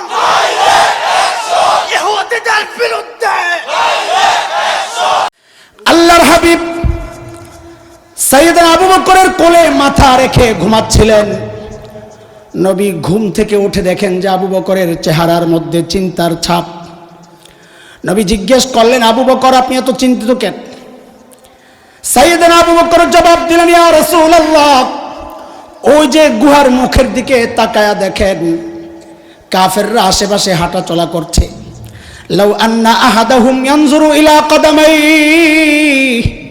গুহার মুখের দিকে তাকানোর দরকার নাই, তাদের যে কেউ একজন যদি নিজের পায়ের দিকেও তাকায় তাহলেও আমাদেরকে দেখে ফেলবে। আল্লাহর হাবিব সান্ত্বনা দিচ্ছেন, হে আবু বকর আপনি ভেবেছেন কি হ্যাঁ এই গুহার ভেতরে খালি আমি আর আপনি, আমাদের সাথে বুঝি আর কেউ নাই? না আবু বকর না, আপনি পেরেশান হয়েন না, এই গুহার ভেতরে খালি আমি আর আপনি না, আমাদের সাথে আল্লাহও আছেন। নবীর এই সান্ত্বনার কথা আল্লাহ তাআলার এত পছন্দ হয়েছে, আল্লাহ তাআলা নবীর এই কথাটাকে কোরআনের একটা আয়াতের সূরা তাওবা একটা আয়াতের টুকরা বানায়া নাজিল করে দিয়েছেন। মালিক বলেন, ইযহুমা ফিল গার ইয ইয়াকুলু লিসাহিবিহি লা তাহজান ইন্নাল্লাহা মা'ানা।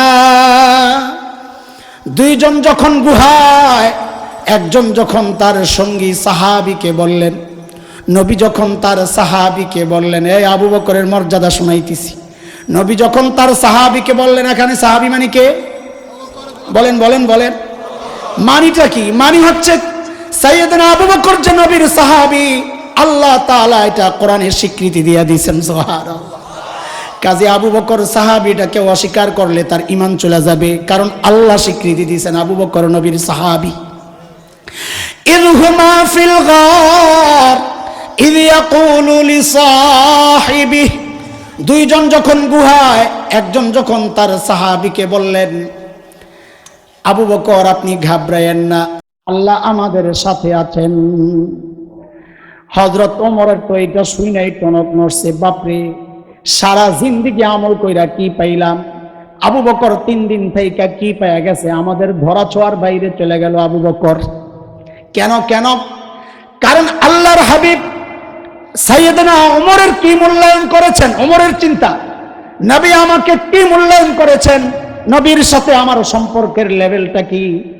নবী ওমর সম্পর্কে বলেছেন, লাউ কানা বাদি নবিয়্যুন লাকানা ওমর, আমার পরে যদি কেউ নবী হতো ওমর হতো। বলেন আমার সাথে, কবে কবে কবে?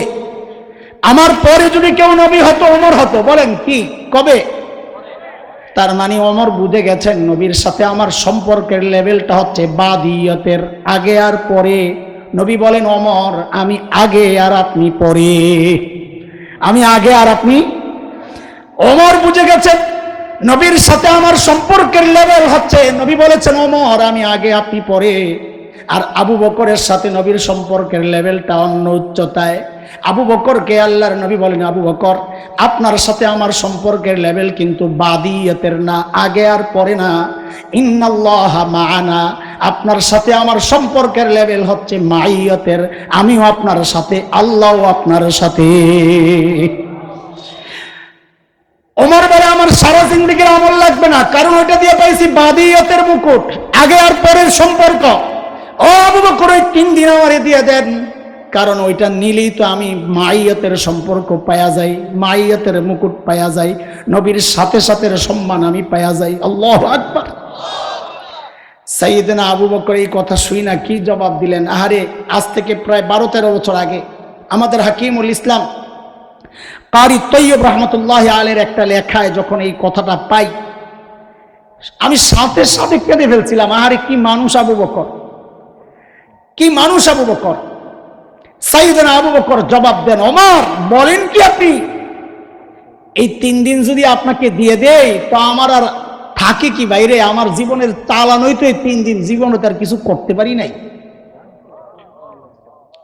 আবু বকর বলে জীবনে কিছু করতে পারে নাই। আরে আবু বকর নবীর জন্য, দ্বীনের জন্য কি করেন নাই? সে আবু বকর বলছেন আমি তো কিছু করতে পারি নাই, এটাই তো আমার পুঁজি। আর আমি আপনি ভাবতেছি কত কিছু করছি, মনে হয় জান্নাত আল্লাহ কয়েকটা রেডি রাখছে। দোস্ত, আবু বকরের মর্যাদা শোনাইতেছিলাম একটা কারণে, আর মর্যাদার আর একটা দিক শোনাই আমরা সামনে যাব ইনশাআল্লাহ, শেষ ফিনিশিং দিয়ে দিব। আমার ভাইয়ের কষ্ট হইতেছে, ভাই না মামুর কষ্ট হইতেছে, ছড়া দিও খুব শিগগির। আরে আপনার কষ্ট মানে আমার যাওয়া লাগবে, বুঝেন না কেন? আপনার উপর দিয়া দিতেছে, চুপচাপ থাকে। তবুকের যুদ্ধ, নবী আলাইহিস সালাম চাঁদা চেয়েছেন সাহাবায়ে কেরামের কাছে, এই দাও চাঁদা দাও। এই মুসলমান, আল্লাহ নবীর চাঁদার দরকার ছিল না, নবী বললেই তো উহুদ পাহাড় সোনা হয়ে যায়। চাঁদা কেন নিয়েছেন? নিয়েছেন যেন জান দিয়েও যেমন কোরবানি দিচ্ছে, আমার সাহাবীরা মাল দিয়েও কোরবানি দিচ্ছে। আমরাও যে আপনাদের কাছে চাঁদা চাই, এর মানে এটা না আপনারা চাঁদা না দিলে মাদ্রাসা চলবে না। চাঁদা চাই হচ্ছে যেন আপনারও একটা সম্পৃক্ততা দ্বীনের সাথে লেগে যায়, এই জন্যে। কাজে এই চাঁদা নিয়ে যদি কেউ উপহাস করে তার ঈমান যাওয়ার সম্ভাবনা আছে, কারণ এটা সুন্নতে নবী, নবীর সুন্নাহ। সাইয়েদনা ওমর আজকে মহা খুশি, চাঁদার ব্যাপার আসছে, আজকে একটা সুযোগ পাইছে আবু বকররে হারাইয়া দিবে। কারণ দেওয়ার ব্যাপার তো আবু বকর তো নাই, কিছু দিবে কি? হযরত ওমর দৌড়ে গেছেন ঘরে, ঘরে যা ছিল সব নামাইয়া দুই ভাগ করছেন, অর্ধেক করে এক ভাগ নবীর কাছে নিয়ে আসছেন। ইয়া রাসূলুল্লাহ, আমার চাঁদা। নবী জিজ্ঞেস করতেছেন, ওমর কি নিয়ে আসছেন? বলেন কি জিজ্ঞেস করছেন? আবার বলেন, আপনারা বলেন সবাই, আর মনে রাখেন। হযরত ওমর বলেন, ইয়া রাসূলুল্লাহ, ঘরে যা ছিল অর্ধেক নিয়ে আসছেন। এইবার আবু বকরের পালা, আবু বকর কি নিয়ে আসে? নবী অপেক্ষায়, আহারে আমার আবু বকর না জানি কি আনে। আর ওমর তো অপেক্ষায় অন্য কারণে, একটা ভাব নিয়ে বসে রয়েছে। আমার কাছে লাগতেছে যে আজকে আবু বকর আইলে একটা স্লোগান হবে, জিতিল রে জিতিল, ওমর জিতিল। আমি একটা ভাবলে বই রয়েছি, আহা এটা এটা প্রতিযোগিতা, এটাই প্রতিযোগিতা। ওয়াসারিউ ইলা মাগফিরাতিন মির রাব্বিকুম ওয়া জান্নাহ, দ্বীনি কাজে প্রতিযোগিতা করা, দৌড়ায় দৌড়ায় যাওয়া। সাইয়েদনা আবু বকর আসতেছেন, হাতে ছোট্ট একটা পোটলা, ছোট্ট একটা পোটলা। বর্ণনার আকপিস মিলাইলে বোঝা যায় ওই পোটলার ভেতরে গায়ের জামা কাপড় গুলা ছিল। তাহলে পড়ছেন কি? হাত যা পড়ছেন ওইটা বলার আগে আগে ক্লিয়ার করে দিয়ে কথা, পরে তো আবার পিন পিন পিন পিন করবেন। রিওয়ায়াতের এই অংশগুলো দুর্বল, আমরা আপনাদের সাথে খেয়ানত করব না। রিওয়ায়াতের এই অংশগুলো দুর্বল। বলে তাহলে বলেন কেন? কারণ মর্যাদা বলার ক্ষেত্রে দুর্বল বর্ণনা আনা যায়, আমরা উস্তাদদের কাছে শিখেছি, মুহাদ্দিসরা বলেছেন, সেই হিসাবে বলতেছি। সাইয়েদনা আবু বকর গায়ে দিয়েছেন, ঘরে একটা চট ছিল, চট ওইটারে গায়ে দিয়েছেন, খেজুর গাছের কাটা দিয়া বুতাম বানাইছেন। হায়, আল্লাহর হাবিবের দরবারে নিয়ে আসছেন চাঁদা। নবী জিজ্ঞেস করতেছেন, আবু বকর মা আপকাইতা, ঘরে কি রেখে আসছেন আপনি? ওমরকে কি জিজ্ঞেস করছিলেন? আবু বকরের বেলায় নবী আস্তে করে প্রশ্ন ঘুরাইয়া দিচ্ছেন, আবু বকর মা আপকাইতা, ঘরে কি রেখে আসছেন? ওমর হতাশ, আত্মাও ছেড়ে দিচ্ছে। হায় হায়, কি আশায় বসে রইলাম। কারণ যেই প্রশ্ন নবী করছেন এখন আর জিতার সম্ভাবনা নাই। কেন? কারণ আমাকে যা জিজ্ঞেস করেছিলেন নবী, যদি ওইটাই জিজ্ঞেস করতো তাহলে আমি জিতে যাই, যে আবু বকর কি আনসার, তাহলে আবু বকর কইতে যে ছোট্ট পোটলা, তখন আমি জিতে যেতাম, আমার পোটলাটা একটু বড়। কিন্তু নবী বললেন ঘরে কি রাইখে আসছেন, তাহলে আমি শেষ। কেন? আমি তো অর্ধেক রাইখে আসছি, আবু বকর কিছু রাইখে আসছে বলে মনে হয়। সাইয়েদনা আবু বকর কি জবাব দিলেন? আরে আবু বকরের জবাব তো পরে শুনো, আরে আগে আবু বকরের ছোট্ট মেয়ে হযরত আসমার জবাবটা শোনো। কি পরিবার আল্লাহ বানাইছেন, আল্লাহু আকবার। হিজরতের সময় নবী আর আবু বকর মদিনার পথে, সাইয়েদনা আবু বকর ঘরে যা ছিল টাকা পয়সা সব গাট্টি করে লয়ে গেছে। আবু বকরের বাবা হযরতে আবু কুহাফা রাদিয়াল্লাহু আনহু তখনও মুসলমান হন নাই, তিনি মক্কা বিজয়ের দিন মুসলমান হয়েছেন।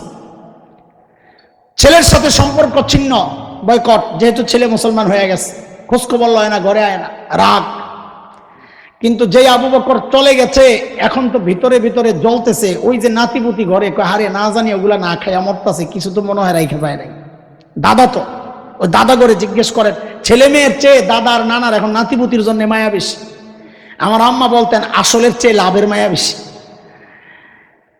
এখন হযরত আবু কুহাফা আসছেন খবর নেওয়ার জন্য আবু বকরের ঘরে।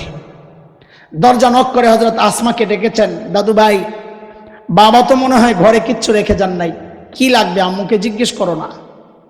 ছোট্ট বাচ্চা, হিসাব মিলাইলে বড়দের কত 8-9 বছর হতে পারে হযরত আসমার তখন বয়স। হযরত আসমা জবাব দিচ্ছেন, দাদু ভাই আপনি টেনশন করেন না, আব্বা যাওয়ার সময় ঘরে যথেষ্ট পরিমাণ রেখে গেছেন। আবু কুহাফা চলে গেছে, কিছু দূর যায় আবু কুহাফার মাথায় আসছে, আরে আমার ছেলে আবু বকর যেই লেভেলের পাগল, এই পাগল আবার ঘরে যথেষ্ট পরিমাণ রেখে গেছে, কথাটা কেমন কেমন জানি লাগতাছে। আবার আসছে আবু কুহাফা, আয়েশা হযরত আসমাকে ডেকে জিজ্ঞেস করতেছেন, দাদু ভাই বুঝলাম বাবা ঘরে যথেষ্ট পরিমাণ রেখে গেছেন, একটু বলো না কি রেখে গেছেন। হযরত আসমা ছোট্ট বাচ্চা জবাব দিচ্ছেন, দাদু ভাই আব্বা যাওয়ার সময় ঘরে আল্লাহ আর তার রাসূলকে রেখে গেছে। ছোট্ট বাচ্চার জবাব যদি এই হয় তো বাবা আবু বকরের জবাব কি হইতে পারে? সাইয়েদনা আবু বকর জবাব দিচ্ছেন, ইয়া রাসূলুল্লাহ ওই যে ঘরের বেড়াগুলো খেজুর পাতার বেড়া, আসার সময় থাপড়ায়া থাপড়ায়া আসছি। কেন? কারণ মাঝে মধ্যে সুই গেঁথে রাখতাম, সুই থাপড়ায়া আসছি যেন ঘরে একটা সুই পর্যন্ত থেকে না যায়, ওই সুইটা যেন আমার কোনো মুজাহিদ ভাইয়ের কাজে আসে। ওগো আল্লাহর হাবিব আসার সময় একটা সুই পর্যন্ত ঘরে রেখে আসি নাই, আসার সময় কেবল আল্লাহ আর তার রাসূলকে রেখে আসছি। বন্ধুরা আমার আবু বকরের মর্যাদা শুনাইতেছিলাম। সাইয়েদনা জিবরাইল আমিন হাজির, নবী আলাইহিস সালামকে সালাম দিয়ে বলতেছেন, ইয়া রাসূলুল্লাহ আল্লাহ আবু বকরকে সালাম পাঠাইছেন। আমি আপনি ইবাদত করি কাকে খুশি করার জন্য? আল্লাহ আবু বকরের বেলায় প্রশ্ন উল্টায়া দিয়েছেন, নবী যেমন প্রশ্ন উল্টায়া দিছিলেন আল্লাহ প্রশ্ন উল্টায়া করছেন। জিবরাইল আমিন জিজ্ঞেস করেন, ইয়া রাসূলুল্লাহ আল্লাহ জানতে চেয়েছেন, আল্লাহ তো আবু বকরের উপর রাজি, আল্লাহ তো আবু বকরের উপর রাজি, আল্লাহ জানতে চেয়েছেন আবু বকর আল্লাহর উপর রাজি কিনা, নাকি কষ্টে থাইকা অভিমান নিয়ে বসে রয়েছে। সাইয়েদনা আবু বকর হাউমা করে কান্না শুরু করছেন, ইয়া রাসূলুল্লাহ আমি আমার মালিকের উপর রাজি, ইয়া রাসূল আমি আমার রবের উপর রাজি, ইয়া রাসূলুল্লাহ। এত বড় মানুষ আবু বকর, ওই যে গভীর রাতে বুড়ির বাড়ির সামনে থেকে আনছিলাম, মনে আসেনি আপনাদের? ওমর যখন ধরলেন, হ্যাঁ আবু বকর আপনি কেন আসছেন? এই কাজগুলো করার জন্য আমরা নাই রে ভাই, আমরা কি মরে গেছি? তা হযরত আবু বকর কি জবাব দিয়েছিলেন বলেছিলাম, জবাবটাই আমার বয়ান। জবাবের ওজন বুঝাইতে গিয়ে আবু বকরের ওজন একটু বুঝাইলাম। আমি আপনি এই জবাব দিলে এটা আলোচনার ব্যাপার ছিল না, কিন্তু জবাবটা যেহেতু আবু বকরের এই জন্য ব্যাপারটা এত আলোচনার। সাইয়েদনা আবু বকর জবাব দিচ্ছেন, ওমর ভাইরে হয় এই কাজগুলো আপনাদেরকে দিলেও পারি, কিন্তু ভাইরে আমি কি আমার আখিরাত কামাই করব না? আমি আমার আখিরাত কামাই, এত বড় মানুষ আবু বকরের বলে আখিরাত কামাই এখনো বাকি রয়েছে। কি ভয় ঢুকছে আখিরাতের, কি ফিকির ঢুকছে। সাইয়েদনা ওমর এত বড় মানুষ, যার সম্পর্কে হাদিস একটা শোনালাম, নবী বলেছেন আমার পরে কেউ নবী হলে ওমর হতো। এক হাদিসে নবী বলেছেন ওমরু ফিল জান্নাহ, ওমর জান্নাতি। আমি আপনি হকের উপর চললে বলা হয় লোকটা হকপন্থী। হযরত ওমর সম্পর্কে নবী বলেছেন উল্টা, দারাল হাক্কু হাইসু দারা, ওমর যেদিকে যায় হক তার পেছনে পেছনে যায়। নবী আলাইহিস সালাম জান্নাতে গিয়ে ওমরের বাড়িটা দেখে আসছেন। দুনিয়া এসে নবী আনন্দ উচ্ছ্বাস প্রকাশ করতেছেন, আরে আমার উম্মত ওমরের বাড়িটা দেখছি, কি যে সুন্দর বাড়ি জান্নাতে। আমার মনটা চাইছিল একটু বাড়ির ভেতরে ঢুকি, কিন্তু ওমরের আত্মমর্যাদা বোধ, প্রেস্টিজ, গায়রত, ঢুকলে যদি ওমর মাইন্ড করে এজন্য আমি ঢুকি নাই।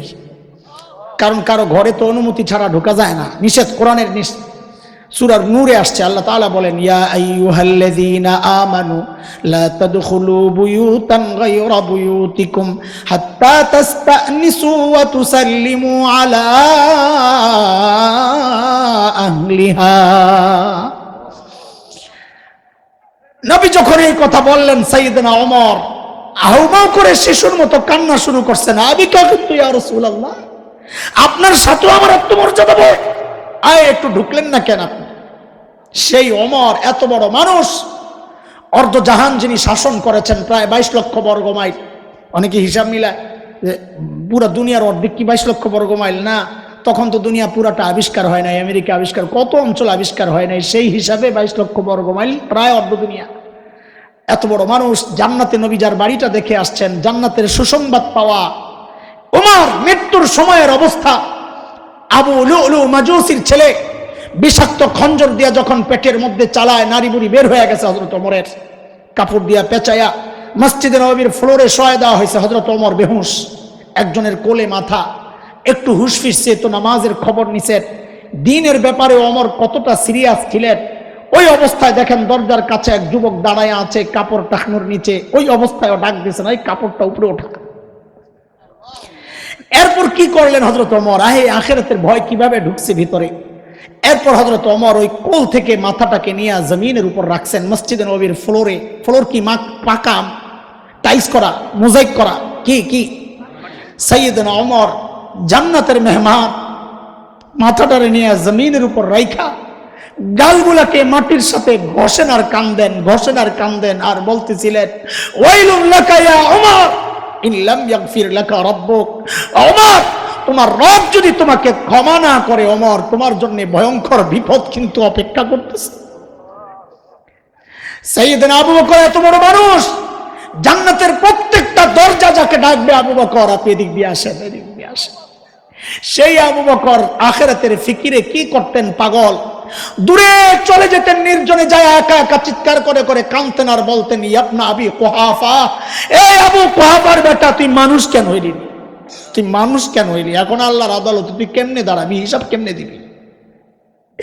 গাছের কাছে যায় আবু বকর কাঁদতেন আর বলতেন, ইয়া লাইতানি কুনতু ওয়ারাকা মিনাশ শাজারা তুদাতুকাল, হায় আমি মানুষ না হইয়া যদি গাছের লতা পাতা হইতাম, তো জীবজন্তু চাবায়া চাবায়া খাইয়া আমারে শেষ করে দিত, আল্লাহর কাছে দাঁড়াইতে হইতো না।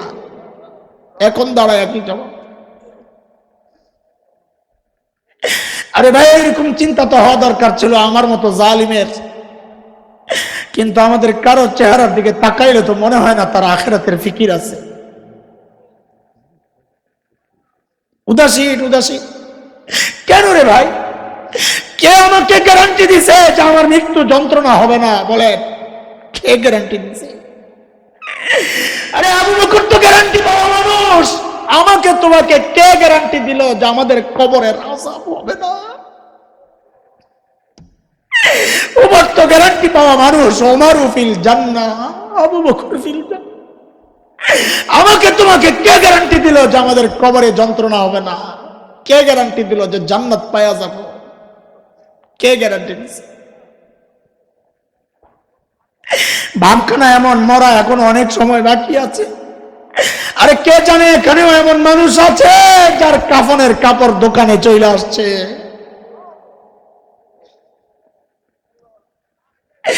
এমনও তো হইতে পারে কালকে খবর পাইতে পারো বয়ান করে গেছে মাওলানা হাসান জামিল তো দুনিয়ায় না। দাড়ি পাইকা সাদা হয়ে গেছে, গুনাহ ছাড়তে পারি না।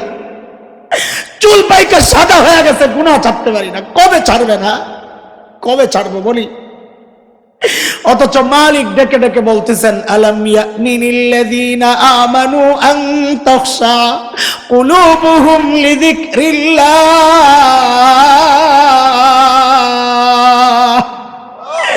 আরে ইমানদার, আল্লাহর ভয়ে বুকটা কেঁপে ওঠার সময় কি তোর হয় নাই? কবে হবে? এরে যুবক ভাই আমার, তোমার এই দামি হায়াতের একটা টাইম ফেসবুকে পায়, ইউটিউবে পায়, খেলোয়াড়রা পায়, গায়ক গায়িকা পায়, নায়ক নায়িকা পায়, সন্তান পায়, বিবি পায়, স্বামী পায়, ভাই বোন পায়, অফিস পায়, ব্যবসা পায়, সব পায়, সবাই পায়। পায় না কেবল মালিক। অথচ দুনিয়ার সব মাখলুক মালিককে টাইম দেয়, দেই না আমি আর তুমি? একটা গাছের দিকে তাকাও, দেখো, তোমার কাছে মনে হতে পারে গাছটা এমনি দাঁড়ায় আছে। আরে না, গাছটা এমনি দাঁড়ায় রয় নাই, ওই গাছটা দাঁড়ায় দাঁড়ায় মালিকের তাসবিহ পড়তেছে। যে নিকৃষ্ট প্রাণী বইলা কুকুরটারে তাড়ায়া দাও, খবর নাই তোমার ওই কুকুরটাও রুকুর হালতে মালিকের তাসবিহ পড়ে। যে পোকামাকড় সাপ বিচ্ছুগুলো মেরে ফেলো, পিঁপড়াগুলো পায়ে ফেলো, খবর নাই ওইগুলো সাজদার হালতে মালিকের তাসবিহ পড়ে। এখন তোমার হাতে সময় নাই, কিন্তু একদিন কান্দার বলবা, ইয়া লাইতানি কদ্দামতু লিহায়াতি, যদি কিছু পাঠাইতাম। সেদিন কাজ হবে না, কাজ হবে না, আওয়াজ আসবে, খুযুহু ফাগুল্লু, এগুলারে ধর, বান এগুলারে বেরি পড়া, সুম্মাল জাহিম সাল্লু,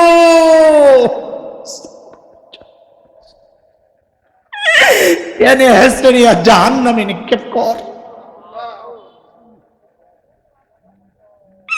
ও ভাই আমার, সেই দিন আসার আগে আগে আখিরাতের জন্য প্রস্তুত হও। মালিক ওই কথাটাই ডেকে ডেকে বলছেন, ইয়া আইয়ুহাল্লাযীনা আমানুত্তাকুল্লাহ ওয়াল তানজুর নাফসুম মা কদ্দামাত লিগাদিন ওয়াত্তাকুল্লাহ।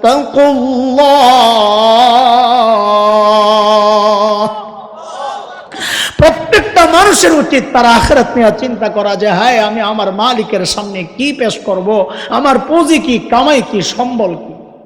আল্লাহ সুবহানাহু ওয়া তাআলা আমাদের সবাইকে আখিরাতের পুঁজি সমৃদ্ধ করে দুনিয়া থেকে বিদায়ের তৌফিক দান করেন, আমিন। গুনাহগুলোকে পরিষ্কার করে এই মজলিস থেকে আমরা যাব ইনশাআল্লাহ তাআলা। ইনশাআল্লাহ বলেন না ইনশাআল্লাহ।